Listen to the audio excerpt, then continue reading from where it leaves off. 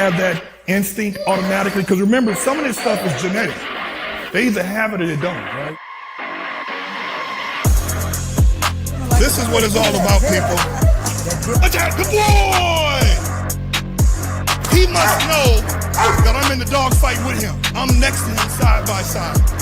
We have a bond that's unbreakable.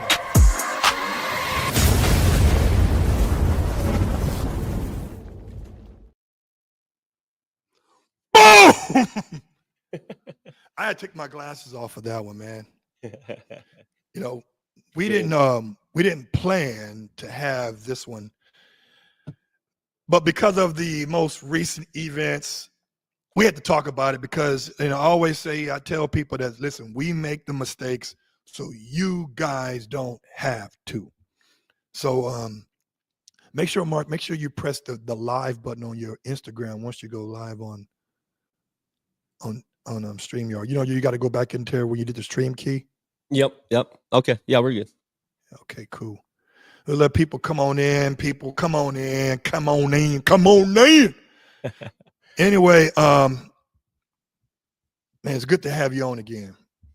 Thank you, my brother. I appreciate your invite. It's always good to talk to you and, share some knowledge with our followers. And, hopefully we have more successes than failures in the future.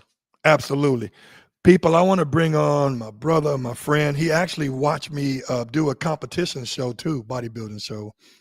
Marc Tamayo from Nemesis Kennel. Where's that sound effect? You got the goddamn play that shit, man. There you go. I played a little. So yeah, Marc is the owner, sole proprietor of Nemesis Kennel LLC.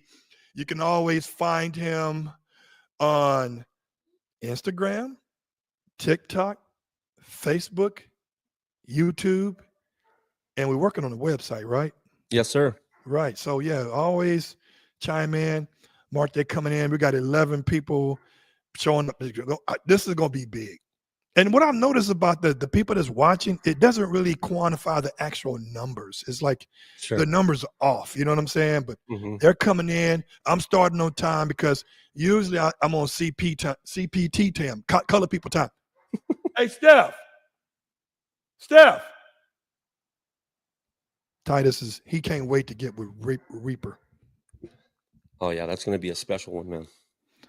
So yeah, so people, Mark, thanks for coming in, man. What was you doing today, man? So normally my day, I'm always doing my dogs and all the fundamentals that we're putting into our dogs. Actually, when I get done with my morning, my morning is 4 a.m. every morning. Mm-hmm. So I'm transitioning dogs in, out, training. We're breaking them. We're taking them out of the crate, from nighttime and things like that. We're feeding them, doing things like that. And this goes throughout the day. So they pretty much have probably 5 or 6 times that they come out and we do different activities. And during that time, I kind of take some video so we can share some of what we're doing. And basically that's pretty much my day. If I'm not traveling to do like, progesterone test or testing or things like that. Bro, Gerald, Mr. Mark, live chat. Salute. Thanks, Marcus Gales. Appreciate it, Thanks, man. Marcus. Appreciate it. Oh, Mark, we have 16. Woo. I can't wait till we get to 1,600. That's right. That's the goal. That's the goal. So I don't know what it is really about I don't know if the water tastes better, but the bottle looks nice. Yeah. To me, that's what, because I can't drink $10 bottle. I can't drink that naive water, man. It tastes like shit, man. But this right here and Fiji bottles I think it's something, man. I do the LMNT, the salt water. Yeah. Oh man, look what I got on. Oh shit. Stay salty. Oh yeah. Look what I got on. I forgot to take it off. What is that? I did an MRI scan. I got prostate cancer, so part of the deal is getting all these bullshit scans. Yeah. That MRI scan is nosy as loud as shit, man. Sure, I did one. So yeah, blessings on you, brother, for all that. Appreciate it. Watch this. God damn it. No, you got to cut it. There you go. Give us free. Hey, Steph. Damn. So we want to talk about some things that happened in the past week.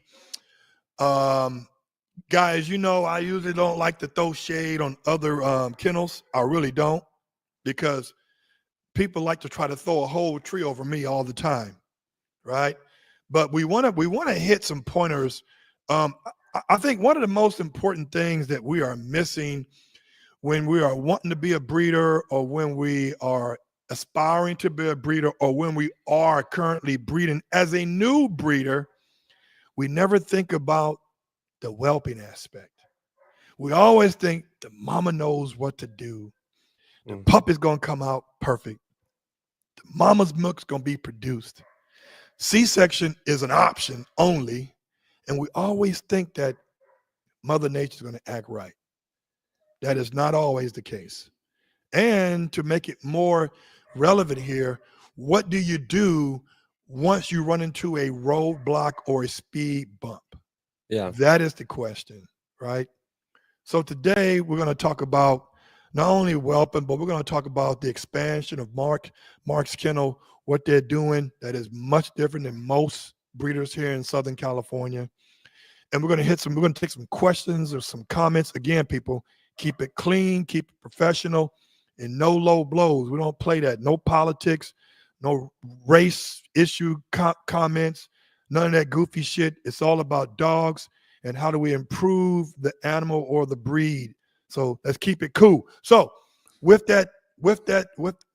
no further to do, without further to do, I want to say, man, you know, we've talked to my friend, and it's very uncommon for a whelper who promotes herself as a professional whelper to lose 16 puppies among 3 females.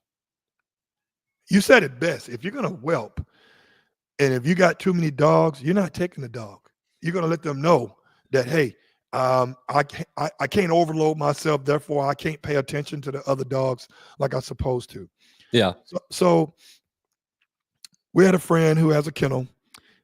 This lady, I'm going to show you some videos of her. This lady, first of all, let's go back. He spent good money on these females, and he's a single father, so he can't be working full time and whelping until the puppies pays itself off. Then he could work less for the man and more for himself. Sure. He entrusted in this whelper, and simultaneously she started losing puppies after puppies after puppies, and she didn't have a car. She never would take them to the vet. He had to travel almost 2 hours to go see her just to bring medicine. Wow. Yeah, it's fucking insane. Yeah. And to go fast forward just for a minute, he brought 2 litters home. Only 2 survive. 1 litter out of about 10. And they look like they're 2 weeks, but they're 4 weeks. And the other litter looks like they're 4 weeks, but they're 6 weeks. Underdeveloped. Very much so, which is really hard for a puppy to come back from. Sure. You know, this is the most important time of a puppy's life, is from initial birth. From day one. Day one, yeah. And to be honest with you, nutrition continues after they're off the nipple. Correct. You know, these puppies are supposed to be looking like miniature Rottweilers. Baby Rottweilers. That's why they're supposed to be that fucking fat. Yeah. And when you're seeing ribs and they got swollen bellies, there's a lot of signs going on. They either got worms or malnutrition. They almost remind me of the Ethiopian feast, you know, the famine. These skinny kids with these big bellies, that was from malnutrition, man. Sure. And then 1 litter, the mother, somebody told me the other day that she she wasn't letting the puppies feed off the nipple because that's how the infection starts with the nipple because it's building up too much milk. It's no, it's not. It's not that. It's mastitis, and what Mastitis. mastitis, what mastitis comes from is either unsanitary female, where her mammary glands are being infected by either dirt or just grime. If you let your dog out to go pee and they come back into the whelping box and you don't wipe the dog down, the puppy can, start sucking on her teats and they could be, dirty. Or the actual puppy has long nails or teeth and they're biting at the or scratching at the underbelly where the mammary glands are and they can affect them. So that's where the mastitis comes from. And it's always, for us, from day one, I monitor these dogs 24/7. I'm sleeping with them. I'm hovering over them. If they shit, I'm catching it before it almost hits the ground. That's how overprotected I'm over with these puppies because we know that as a breeder, we're breeding for health. So we have to initially make sure that their immune system is starting great from day one. And that comes with picking up pee, picking up poo. Because remember, when your puppy is laying in some of their pee, that builds up a lot of um, sinus issues, things like that, because the ammonia in the piss. So they're breaking down that immune system. So again, cleanliness is next to godliness. And we have to make sure that we have to clean constantly for these puppies because they can be infected or they can get the mom infected. So somewhat basically that's how mastitis starts because of unsanitary reasons. Yeah. Um, and then again with the nails being too long. So we got to make sure you do that. And with the mastitis, if your dog does have mastitis, it comes with like swollen mammary glands. They're, very sensitive. Sometimes it's hot to touch. The mom won't feed the puppies. So the puppies are going to be malnutrition, right? Then you have to take the dog to the vet to get antibiotics. And if the dog does get antibiotics, you have to stop feeding your dogs, your puppies, because that is serious where that medication can be transferred from the mom to the puppies. Is And that you're why you say that you from the date from birth you make sure your dogs get not only the goat milk but mother's milk, so just in case you have to take them off the mother's actual milk, they're still used to the goat milk, right? So the transition of weaning is normally when you get to about 4 weeks old, depending on the puppy size. Our puppies are normally, I don't know, 10 pounds around 4 weeks old. 6 pounds. Sometimes they're like 22 pounds already at 6 weeks old. Some of our puppies. So at that time, you have to start weaning the puppies off the mom because at 4 weeks old with their teeth and the scratching, the mom's not going to want to feed them anymore. So you have to transition. So again, with the goat's milk, that is the easiest transition from regular mom's milk to goat's milk. Never use cow's milk or anything like that. You have to use goat's milk. That's the most um, easy transferable milk that's safe for the puppies. So we do both. So as we're weaning, we wean for almost 2 weeks. Hmm. Okay, so from 4 weeks to 6 weeks, we're feeding the puppies off the mom 2 to 3 times a day. And then we're also transitioning over to goat's milk and maybe some light mush about 2 to 3 times a day. So this goes on for almost about 2 weeks. And then you can transition the puppies fully over to the strictly mush or more solid food, right? And that's what we use. We use Royal Canin puppy mush or puppy starter or puppy canned food. That really helps get them started on a good path. Let me ask you this. So getting back to the whelper that literally cost my friend I would say over 30,000 Hmm. in puppy sales. Sure. What I noticed about what she did, and you correct me if I'm wrong here, because I'm not a whelper, never whelped a litter. Hell, I didn't even whelp my own son. Kaiser did it, right? If a puppy cannot feed on his mother's milk because of mastitis, Hmm. if I'm pronouncing that correctly, Yep, mastitis. Uh-huh. mastitis, Mhm. uh, and they're 80 hours old. Because you know where I'm going with this. They're Mhm. 80 out. They've been in this earth, in this world, 80 hours. We usually work 80 hours in 8 days ourselves because we're doing 10-hour days easily, right? Me and you. I mean, we wake up with an agenda. We wake up working. We wake up knowing we got shit to do. Sure. Some of this stuff we don't like. I don't like cleaning poop, right? Is it common for a breeder,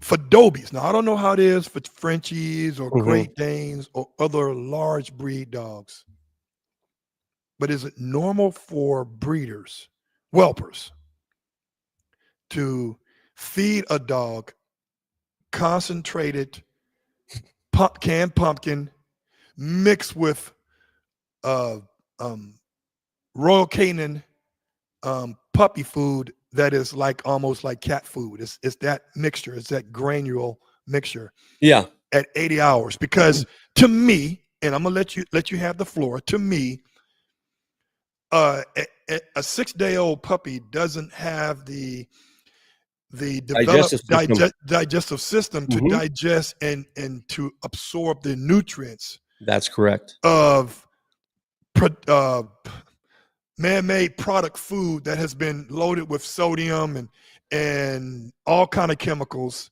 Of course. Right. Yeah. Okay. So that's pretty much unacceptable, and that tells me it's an inexperienced whelper, right? Because she tried something that can be used for puppies, but not at that stage. You only use pumpkin puree about 8 weeks, 10 weeks, 11 weeks, 12 weeks after they're pretty much fully developed. They're actually, their digestive system is actually pooping regular stools, right? From the Mhm. solid food. Because what really the pumpkin puree does is settle the dog's stomach. And that's all it does. So if a dog has a loose stool from eating something that they're not used to, say, I always recommend to my clients, this is what we start our dogs on. If you want to transition your dogs to another food, you have to do that about 1 week to 2 weeks. And you have to take the old food to the new food and you have to mix it because their digestive system is not like ours.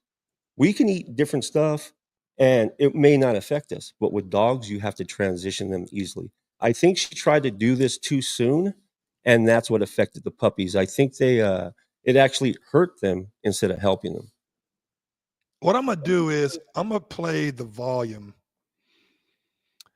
And people be very cautious. I'm gonna play the volume of what this whelper, and I'm sure other whelpers have made the same mistake.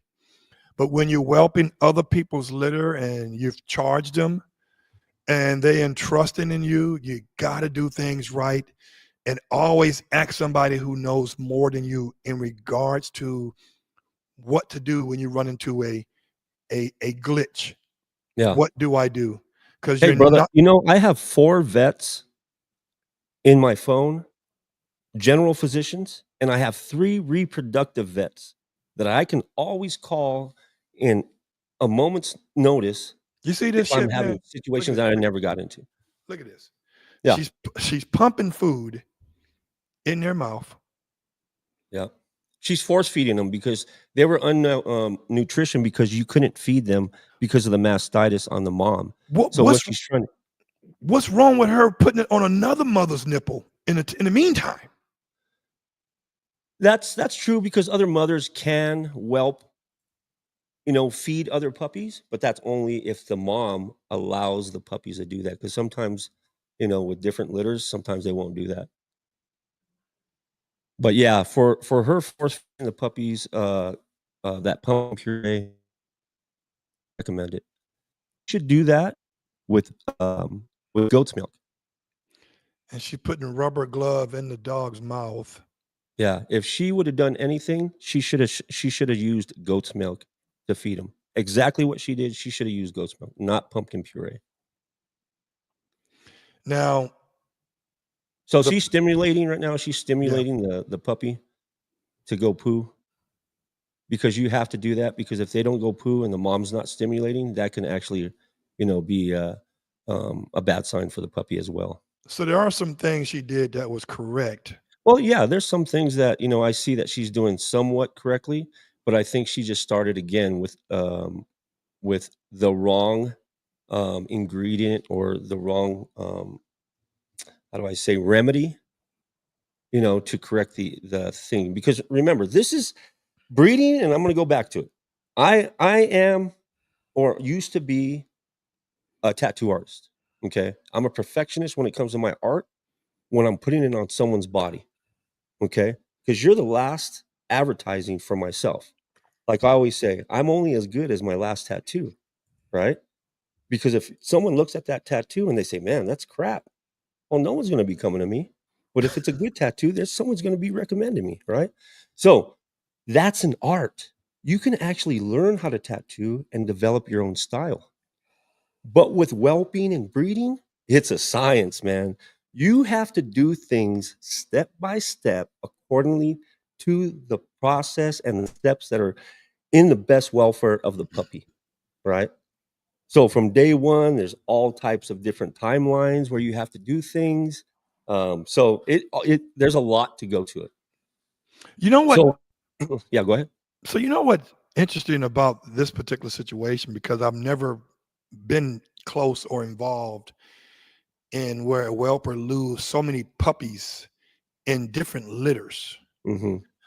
is that if I put the volume up, she was verbally explaining what she's doing, and I kept asking, and she keeps taking it off.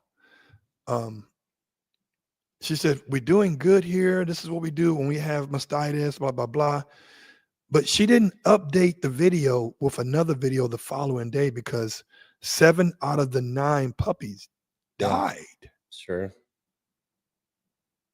They can go fast. Once they're going downhill, they can go fast. So you got to understand the signs and look for those signs. And we never get to those signs because we're doing everything as a process, right?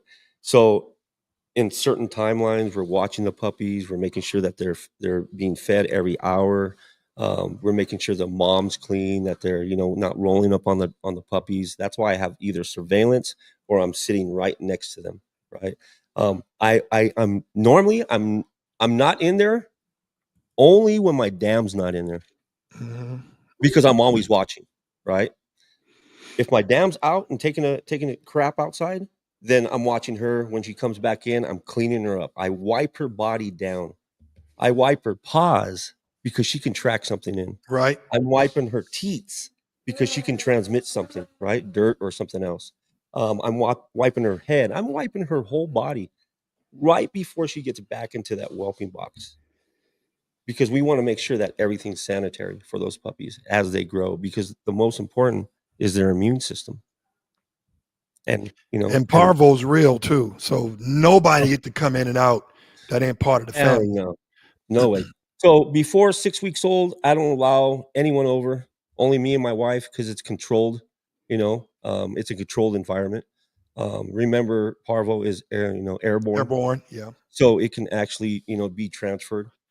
If you do have it, they always recommend to to clean your room or clean areas with bleach and all those little tips to sanitize your area. But yeah, that's very serious. So there's all these things. There's coccidia.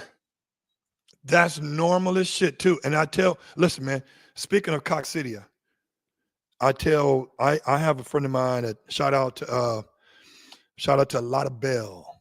Lotta Bell Kennel out of Vegas. She's gonna give Hmm. Battleborn some problems. She's gonna give Battleborn Kennel. That's my boy too. We're gonna give him some problems out there. But I tell her, I said, listen, you gotta let me show you this bottle that I bought online that the the vets want to charge you, but you know, hey Steph, let me get it. Sure. So yeah, so just to break down while Jared's away, coccidia and giardia are almost the same thing. It's basically a bacteria that gets in your puppy because they're drinking water and they may have stepped in poo and then stepped in their water, right? And then the puppies are drinking from that water. Yeah. So now they're getting a bacteria in their digestive system. So you have to go to the vet, get some, antibiotics, make sure that you do all these testing on your puppies, and then they should be fine, right? But I had again, you have to watch them constantly. That's right. Now, the first 2 weeks are super critical. I don't know what it is about the Dobies, man, but them little motherfuckers are sensitive. They're not like Malinois where they can be birthed out in 20 And training the next day. weather. No, these dudes, these are some bougie ass dogs. Pretty They're much. very sensitive. But when I was going with people, this is like, I'm not an expert. I'm not a vet, but this works for me. But coccidia is very common among new litters because especially when they're feeding and they're walking, right? Because they're going to step in their poop and they're going to step in the food tray, go poop, and then step in the food tray again. They're going to track the feces in the tray. That's inevitable unless you're there on point or you have them set up where after they eat, they go to another section. That's right. Right. That's recommended. Yes. If you don't have that, even if you do have that, what I recommend is me personally, what I recommend, and Mark, you can, if you differ, that's fine. I recommend this stuff right here. Mm-hmm. It's called Tortrazol. Mm-hmm. Tortrazol. Now, this cures coccidia. Sure. Like Bro, I'm a pharmacist when it comes to my dogs because I've learned so much from my vets. So they tell us what we can use off shelf or off the market, where we do a lot of holistic, because we don't like a lot of pharmaceuticals. So we try to do a lot of holistic remedies for our dogs, organic based. So, but they do give us recommendations on certain things that we should have on shelf, just in case certain dogs get these things, right? And yeah, that's one of them, Gerald. And that's great. You have a big bottle. I have like. You know what though? Here's the deal. We have the privilege of being close to the border. Mm. So sometimes people who have relatives over there, I say, can you go to the vet or the pharmacy vet and pick up some it's Clavamox and Baytril. Oh yeah, for sure. You know what I'm saying? So we have fish Zol, we have all kinds of different Yes. things. And my wife, she handles all that because she's more researched based. So she wants to make sure that these things are safe for the puppy that we're giving them. Just because a lot of vets, general physicians, especially if they're new, they're not fond of breeding. Oh no, they're gonna want you to get your nuts cut off and get your uterus removed. So and sometimes tie they'll your give you tubes. bad information, man. So you always have to, you're your best advocate for your dog, your puppy, so you have to make sure you do your own research. You make sure you always get a second or third opinion, right? And then you come to the most educated information to make sure your puppies are healthy, or how do I say, how do you take care of your puppy in that certain way? It's interesting you say that because I'm a stud service provider. I get a lot of people that hit me up about, hey, how can I breed with you? I said, oh, we can ship it out chilled. What about frozen? I said, nah, bro. You talking about a lot of money to ship it frozen because it comes in containers, dry ice, all this other goofy stuff. Chilled. Get a progesterone test done first. I said, what is that? I said, do you have a wife? You have kids? Yeah. It's like progesterone test will tell you when the female is actually ovulating. And when her eggs drop. Yes. And so they have I'm gonna call it like how they said in the South. They have a dickens of a time finding a vet that is a reproductive vet. A Mhm. lot of the vets that they go to, oh yeah, cut his balls off. He'll be aggressive, or having testicles, he'll have cancer. That's farthest from the truth. If the dog's nothing wrong with the dog, don't alter him. And even if you do, that doesn't mean you're going to fix the issue you got going on. That's correct. So just say it like this: if someone took your liver, right, or took your kidney, do you think you'd be the same healthy person that your normal how God made us? No, we're not going to be the same way. No. I had my gallbladder removed. I had diverticulitis. Based on all that surgery that I had, and I know that my doctor said you're never going to be the same Yeah. because this part of you is not doing what it's supposed to be done because we took it out, right? So same thing with the dogs. If you remove the ovaries, that female is not going to be the same. She may have, ovarian cancer. Yeah. The male, if you take his balls, he may have testicular cancer after. So there's all types of pros and cons of why certain things are done. But for that particular reason, I always say if there's no risk, that you have no risk of breeding or accidental breeding, and you're a good parent to your dog in order to make sure that they're safe and not getting out to try to go breed, then leave them intact. Leave them intact. Yep. Yep. My thing is, oh, so when you're whelping, Mark, what is the most litters you can whelp at one time? Because people, I want to hit some pointers too. Mark offers more than just puppies. He offers whelping.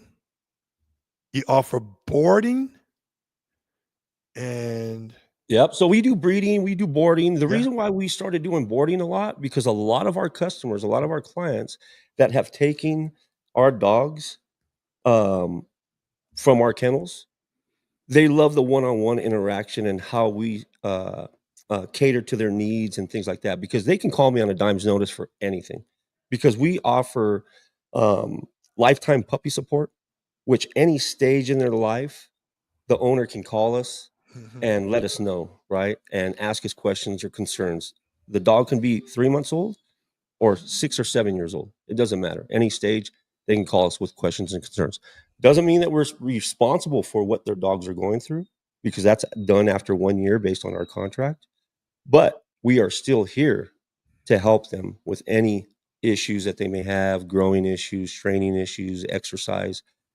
So yeah, we offer a lot, mostly education. So breeding, boarding, we do whelping. We can help with a lot of different things. Question. Mhm, Get back to this whelping thing. Let's say you have a puppy, I mean a female that's pregnant, she's loaded, she got about 10. That's a good number.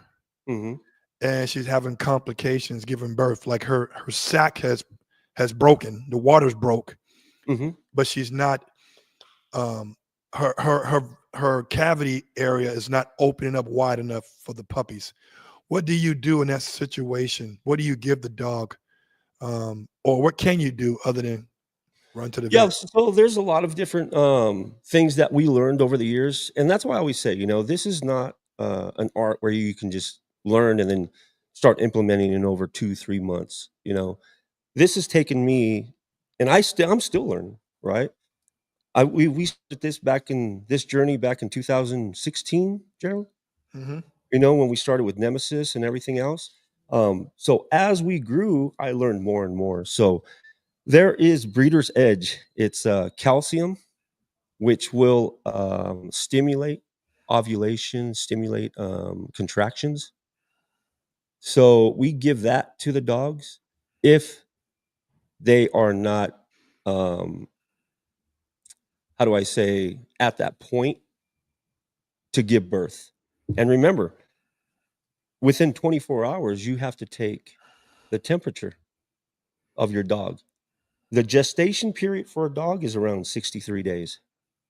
So when you get to around 60, 61, well, before that, again, there's ultrasounds at 35 days to confirm birth, to confirm heartbeats. At 58 days, we do x-rays to confirm how many puppies we have because of the vertebrae.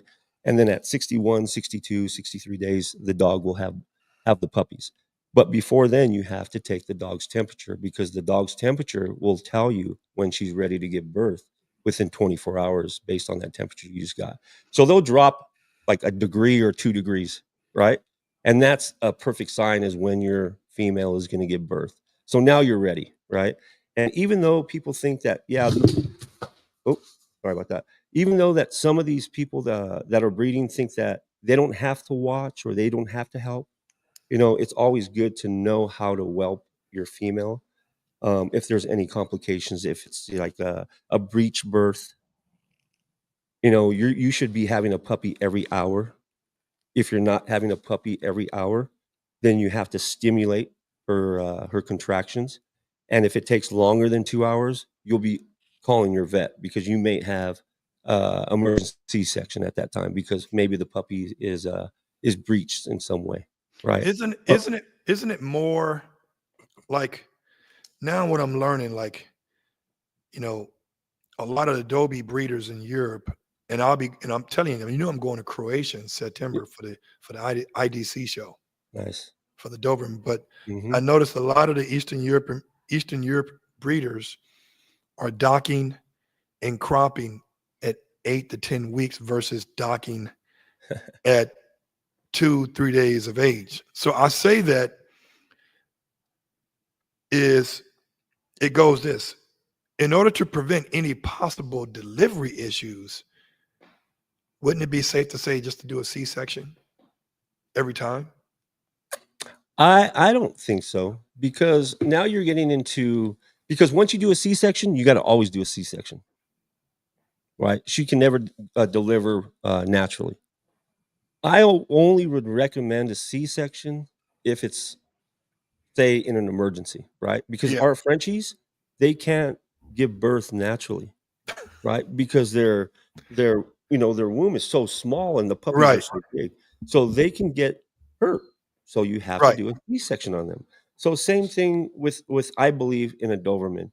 You would only have to do that if your dog maybe has issues giving natural birth. And if they do, then you're gonna have to get a C-section. And that's probably like sometimes up to 4 grand.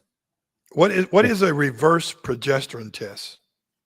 A I haven't heard of that. I think it's something about it's where it comes. People chime in and let me know what a reverse progesterone test is. But do you guys check temperatures on the dogs when they're about to give birth? Only within 24 hours. So we're taking temperatures through anally, right? We take the temperature anally and we make sure that they're dropping in temperature. And if they drop a degree or 2 degrees, we know, hey, within 24 hours, we have to monitor your dog.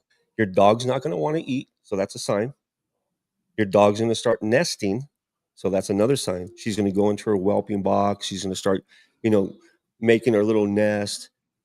She's also going to break her water. So that's another sign. So there's like 3 to 4 signs that you can actually know when your dog's going to give birth. And that's when you do it. I think I want to go back to your question real fast, Gerald, when you asked how many litters can you have at one time? Yeah, If you want to be successful, have one. one at a time.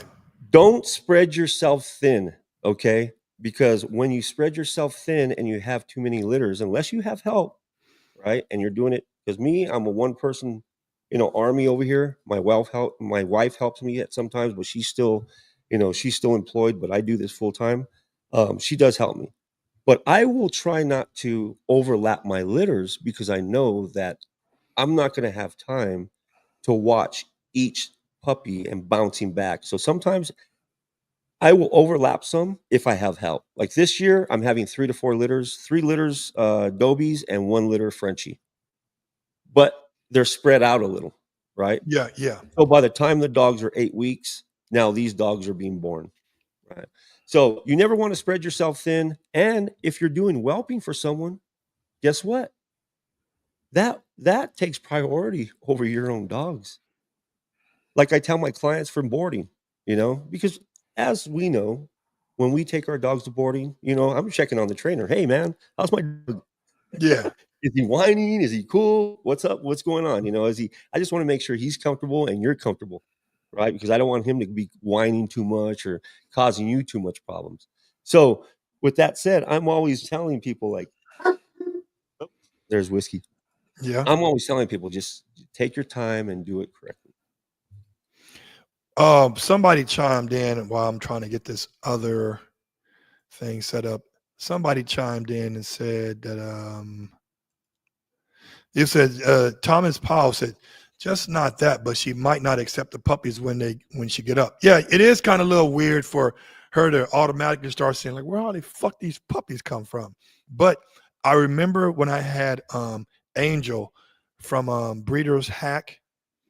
He said that there's a few things you can do to get the female to want to engage in being in motherhood after she's come out of a C-section surgery. And he said one of the things that he does, he recommends he put like peanut butter on the puppy's butthole, and she starts licking that, and then all of a sudden the memories start kicking in. You start stimulating. Yeah. So what do you suggest other than that? I wouldn't use peanut butter. Come But on, you use jam. that's You just like me. you like jam when you get in the. Coconut oil, man. Coconut oil. So before, Gerald, when we breed, what do we put on the female before the stud gets them? We put coconut oil on, right? So Yep. the stud goes over there and licks her, stimulates her, and then he mounts her. So coconut oil is perfect. It's organic. It's great for, it's not going to cause any issues. And it's also good for the skin too. Yeah, Max Tran. Shout out to Max. He said, save some placenta as well, and that works. Well, they eat that. Yeah, Yeah. they eat that at the end, and that's when pretty much when that last puppy comes out, that afterbirth, right? Mm-hmm. So the afterbirth is a sign when your last puppy comes out. So you always have to watch for that. So when you get the X-ray and the X-rays come out, and the vet's telling you, "Hey, I only see 8," right? But sometimes they overlap. Sometimes your dog just damn 8. So they have crap in their stomach. So you can barely see through that for the other side of the vertebrae. So we always do this. When they say 9, we always figure +1 or +2. Okay, so we may have 10 or 11. I don't suggest having too big of a litters, 12, 14, 16, She ain't got enough because now, nipples. dude, you only have 8. So you're working double hard. You got to take the 8, put them on the teats, take them off, put the other 8 on, and it's crazy, man. You got to separate them and all that stuff, right?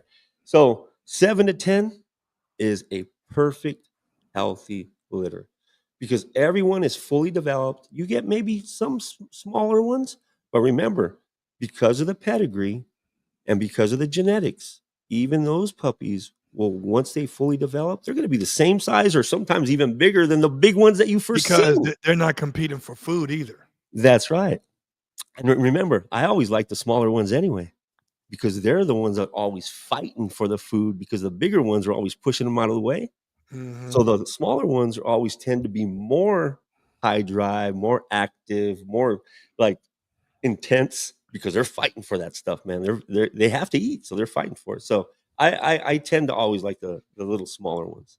So, in regards to whelped litters, Mhm. when do you suggest getting the tails docked? Like I said in the beginning, Oh yeah, earlier, I said most breeders I know over in Europe, they're doing the tails and ears at the same time, which is 2 months later. Which I get it because the mother can sometimes take the stitches out the tail by licking them too much, or the guy who cut the tail, the skin's not overlapping the tail, the bristle, exactly. and you get a nub. So you find some people doing corrective surgery, Sure, fix that. sure. So what are you suggesting now Okay, for so newborns? for us, 2 days, no later than 5 days, getting the tails docked.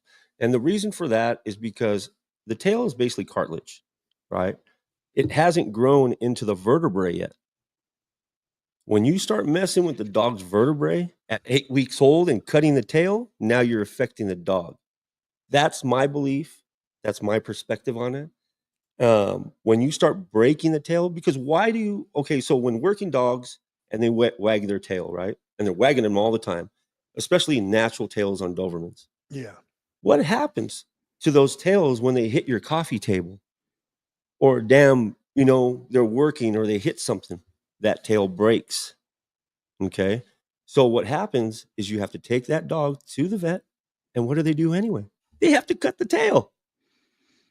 So Hmm. for us, for working dogs, it's preventative, right? It's not because, oh, we just want to cut the tails, right? For aesthetic looks. There's a mean to an end why we do that, especially for the intimidation look for the ears. No sooner than 8 weeks old. And that's because of the weight, right, Gerald? Yep. The ears. So they have to take that anesthesia, what is it? Anesthesia. Anesthesia, because you don't want the dog to go under and have any side effects or any complications when they're going under anesthesia. So they have to Hmm. be healthy at first. 8 weeks is the minimum. I would never try to do ears after 12 weeks because those ears are already flopping for so long. The cartilage in the ears are already forming. You can get away sometimes with doing them past the 12 weeks if your dog's structure in the ears, their cartilage is strong, and maybe you can be successful. But for us, successful, 8 weeks old, no further than 9 weeks old is when we schedule our. And going back to the tails, you have to find a great vet that takes the skin from your tail, pulls it back, cuts at the first or second joint, depending on what you want. Second joint is AKC standard. We always like the little smaller nub, so sometimes we always go the one joint, right? Yeah. So at the one joint, they will leave extra skin from when they cut. And then when they cut the tail, then they overlap the skin and make 2 stitches. It only requires 2 stitches. So for you saying that, yeah, sometimes they do lick the tails. The moms, trying to lick the stitches out. The stitches normally fall out normally.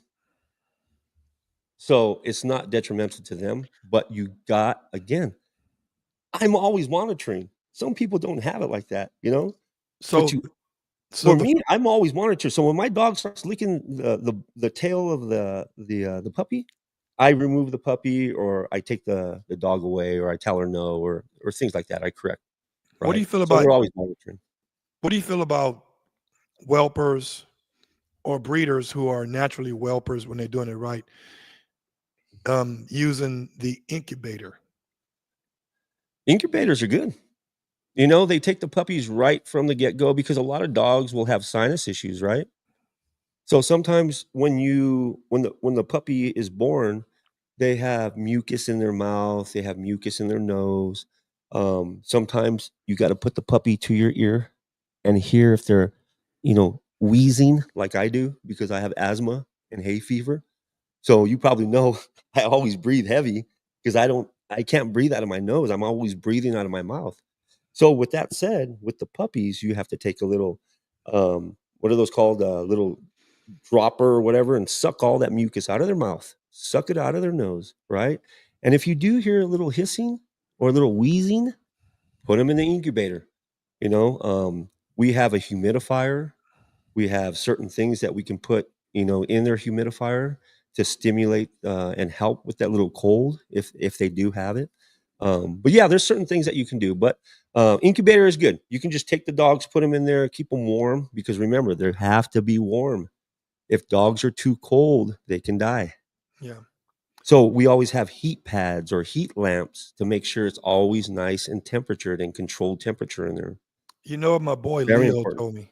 Leo, shout out to Leo. Oh yeah, what's up, Leo? Um, we was talking to my friend who had suffered all these catastrophes with these puppies, and he said Leo's a very good whelper too. Listen, when he has puppies, he's fucking incognito. He ain't answering no phone. Yeah. He ain't seeing no daylight. And he said, and so we asked him, what can we do to help these puppies towards recovery?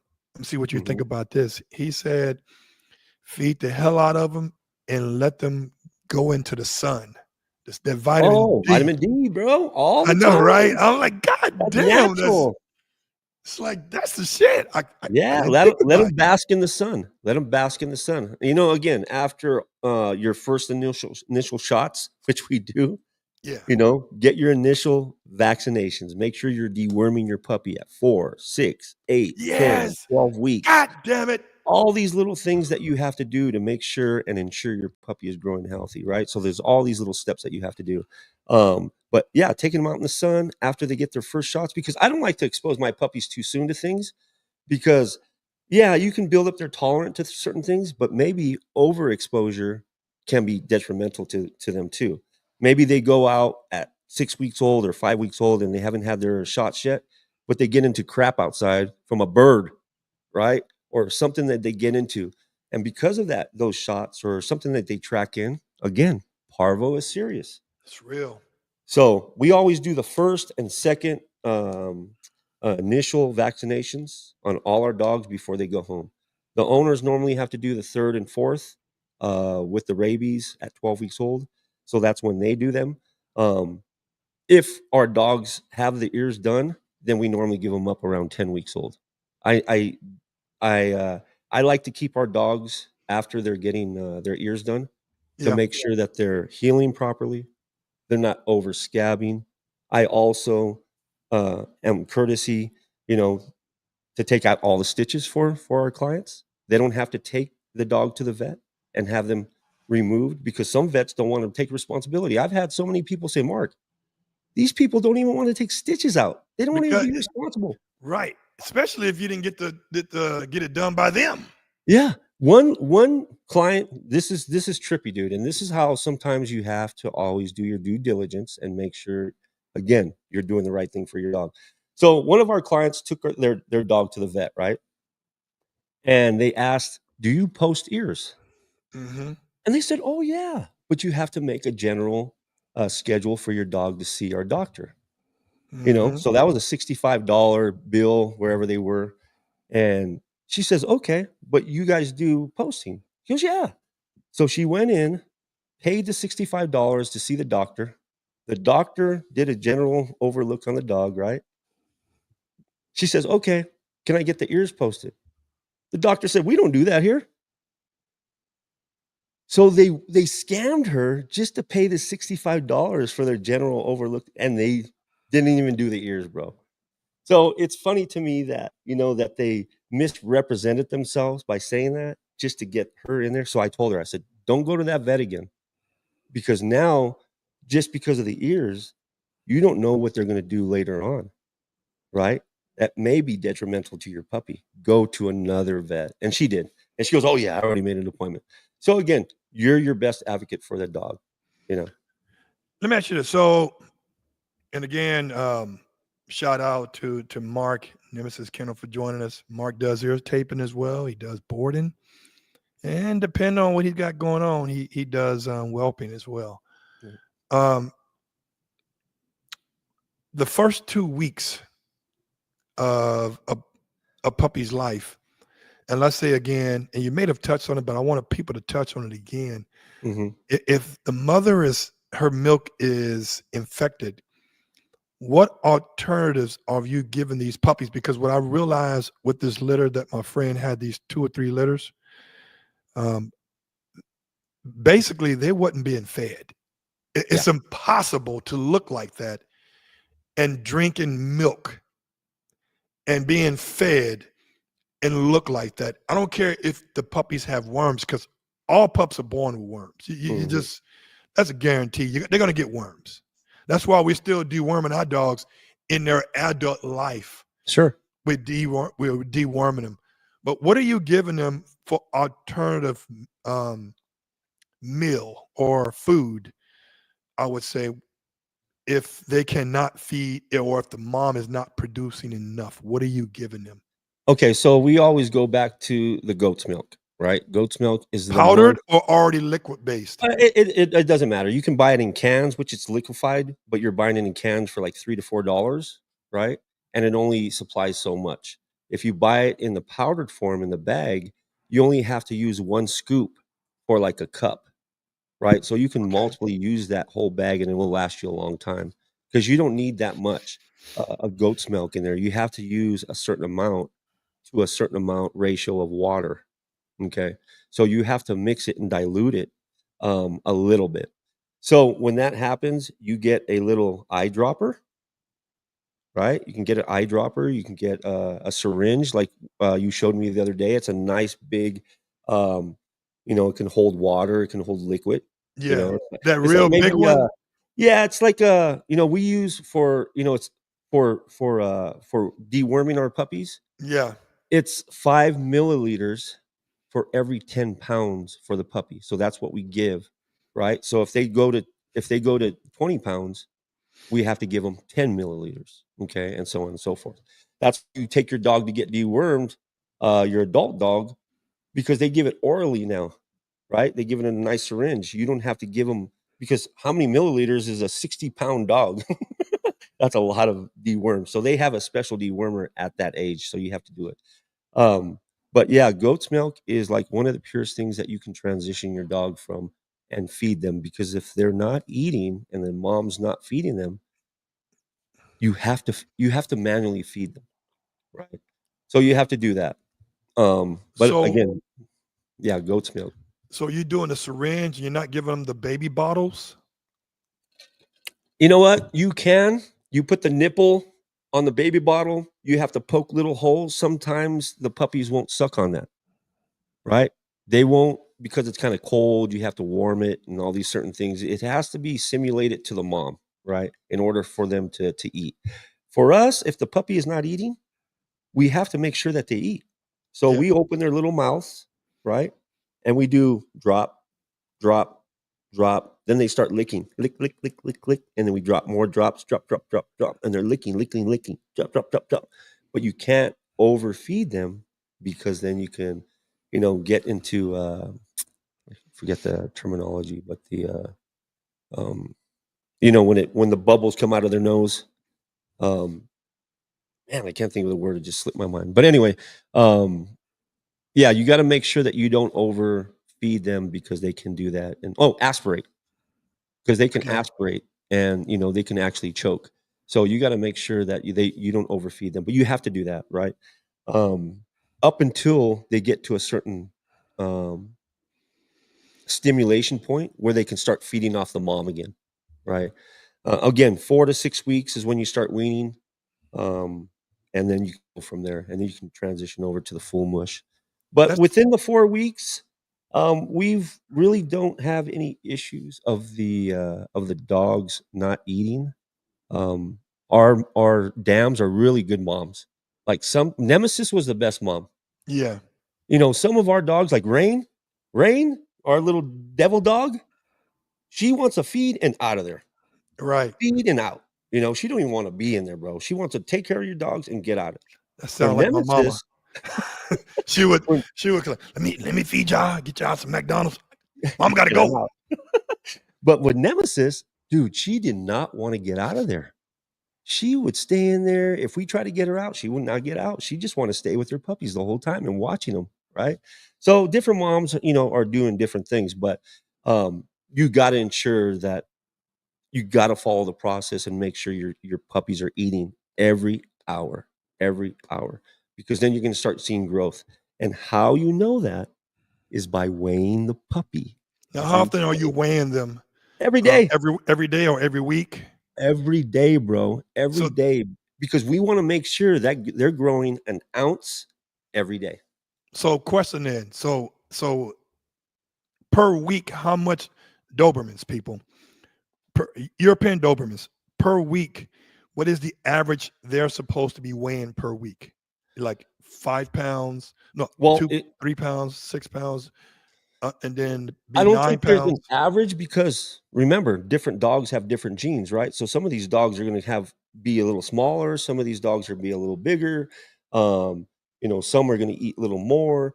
So if there's an average weight, I would say you want to be at least a pound to maybe 8 ounces at birth. Some of our dogs will be a pound, 1.2, 1.3. Some of them will be, because 16 ounces is 1 pound.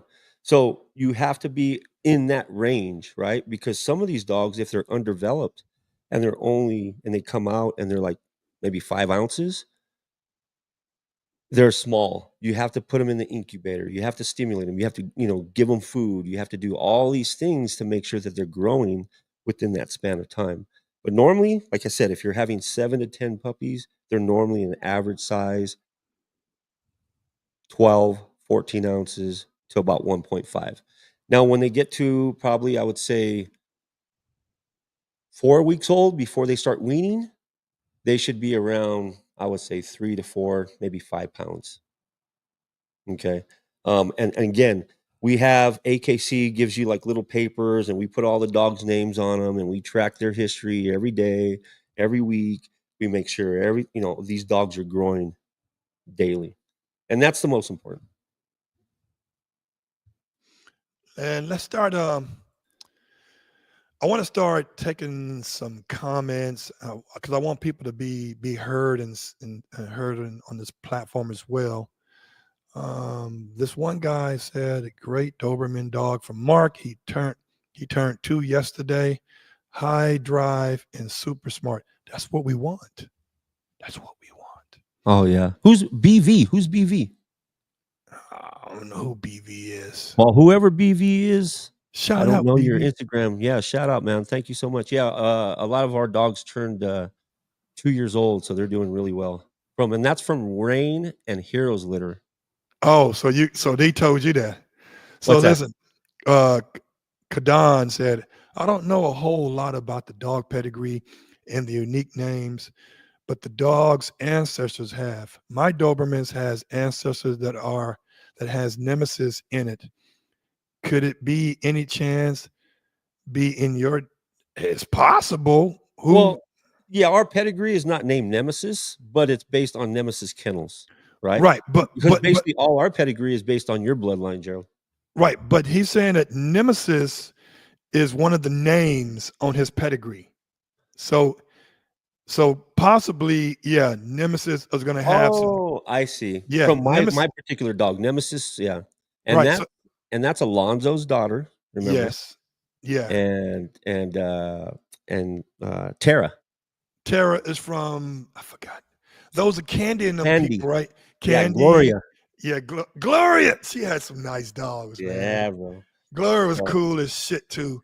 That's Gloria is Caesar's and Caesar's brother, and Candy is married to Caesar's brother as well, and that's Mhm. Gloria's two brothers.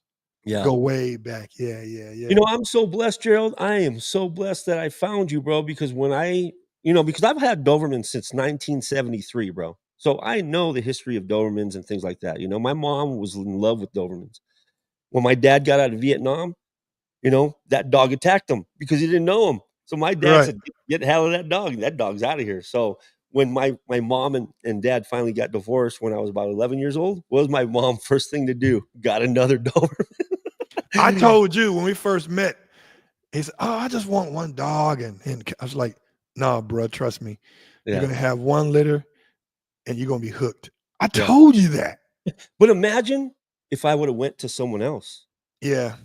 No, it could have been a different story, a different dog, a different future for us because based on the genetics, based on that dog, based on what we bred with Brody, we had great dogs, man. And I was just God, telling Miles, how many people did we have for 6 puppies at our first litter? I was like, man, this is crazy. we gotta You do know, this again. God I'm not doing damn. this again. This is too much, man. And next thing, the calls started coming in. When's your next litter? When's your next litter? When's your next litter? And I was like, man, I ain't okay. Let's try it again. And Mhm. next thing it is, I'm in love We with got my a dog. ranch. Yeah, it's crazy, man. And I'm blessed because our dogs brought a lot of love to us, and that's what we want to share. We want because we're preservation breeders, right? We want to keep the Mhm. breed intact. AKC standards in certain cases and things like that. Keep the high drive, keep the character, keep the conformation, keep the look, keep all these things. So with that said, I want to share that love with these people, right? That want a type of dog that we love.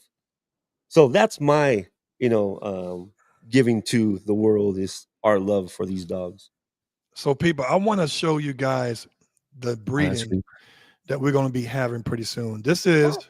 Can you hear that, Mark? Can you Yeah. hear that? Yeah, I can hear it. Ha! He has a great barking hold. Now, people, I want to let you know this is Reaper, and Reaper is the daughter of who? Casanova. Casanova. Yep. And, And Artemis, our yes. our And import from Serbia. Yes. And that's you. That's right. Hey guys, Big what's up? head. This is my crazy girl Reaper. She's almost damn like Ray Ray, our devil dog. That's Sigmund's daughter.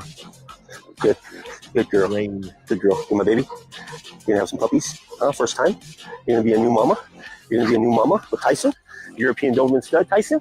That's a good puppy. Titus. Bring it! Oh, Titus. Where's the ball? Where's the ball? Oh my God, she's fire. Good. She's Good. so smart, dude. Like, Yes. Shout out to With Kevin me. from K9 School and Shane from Socialized Decoy.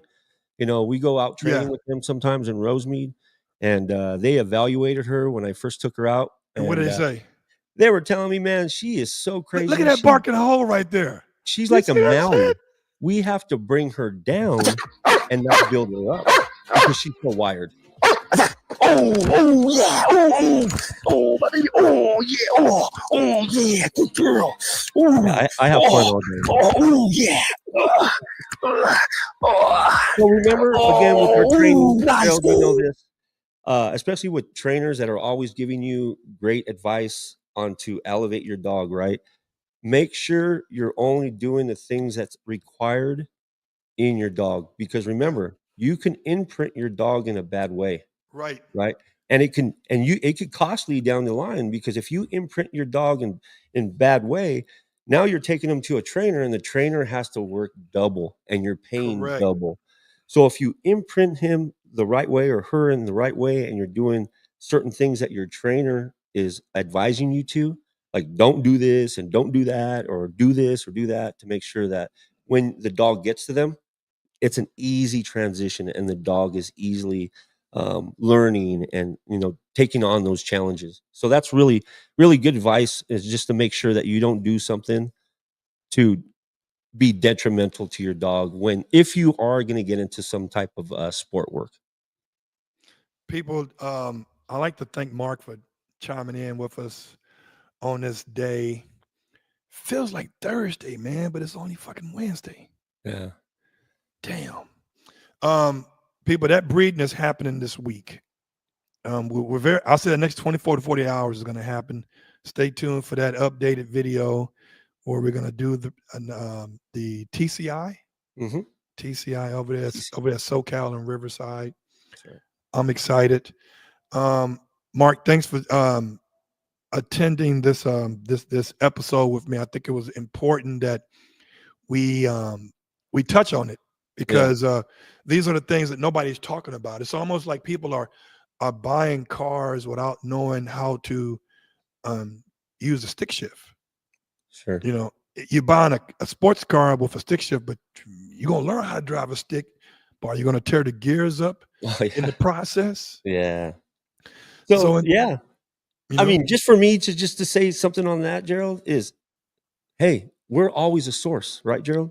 Yes. We're always a source. And that's why we do this, because we love the breed that we do. And we want to make sure that you guys are having a successful experience and not having losing litters and things like that. Because I'll tell you this, it can get discouraging.